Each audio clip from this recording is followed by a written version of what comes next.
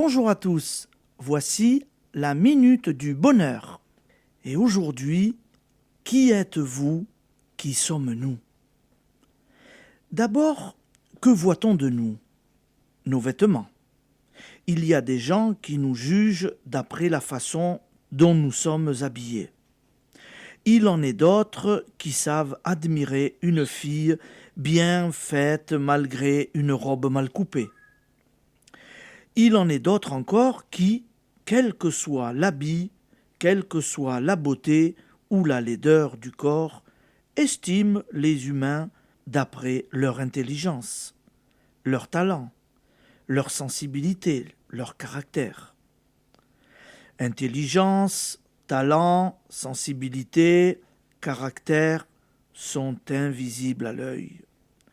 On ne peut les déceler que d'après la manière d'être, les œuvres, le comportement, la conversation.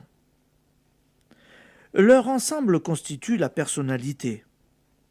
Auquel de ces trois aspects, habit, corps, personnalité, pensons-nous lorsque nous disons « moi », lorsque nous disons « je suis ». Celui ou celle qui dirait « moi » en pensant à son veston ou à sa robe se contenterait d'une existence bien éphémère. Et pourtant, il en est des gens qui donnent une telle importance aux vêtements qu'ils ont honte d'eux-mêmes lorsqu'ils ne sont pas bien vêtus. Beaucoup de gens disent « moi » en pensant à leur corps. Faust a vendu son âme au diable pour retrouver un corps jeune. Mais le corps lui-même obéit à la sensibilité, à l'intelligence. Une forte émotion peut le tuer.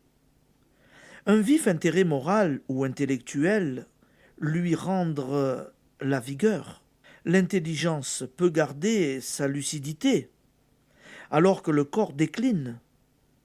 Lorsque nous disons « moi », c'est souvent à cet ensemble de facultés, à notre intellect, à notre personnalité que nous pensons. Est-ce là tout? Les croyants reconnaissent en eux l'existence d'une âme. Le principe immatériel de la vie, dit le dictionnaire. L'âme peut être souillée par le péché, par l'erreur. Quelqu'un a dit que le corps est le fourreau de l'âme, qui est elle-même le fourreau de l'esprit, car il est enfin l'étincelle de la force créatrice en nous, notre vrai moi, notre moi invisible et parfait. Lorsque nous prenons conscience de son existence, il exerce son radieux empire sur tout ce que nous sommes. Depuis le corps physique jusqu'à l'âme immatérielle, il a mon esprit. C'est à ce moi que fait allusion celui qui a compris ce merveilleux secret. Le bonheur est en moi. Ce moi, réel, invisible et parfait, conditionne notre santé, notre longévité, aussi bien que la prospérité de nos affaires, l'harmonie de notre existence et celle du monde dans lequel nous vivons. N'oubliez pas ce moi réel, invisible et parfait, nous aurons souvent l'occasion d'en reparler. Application.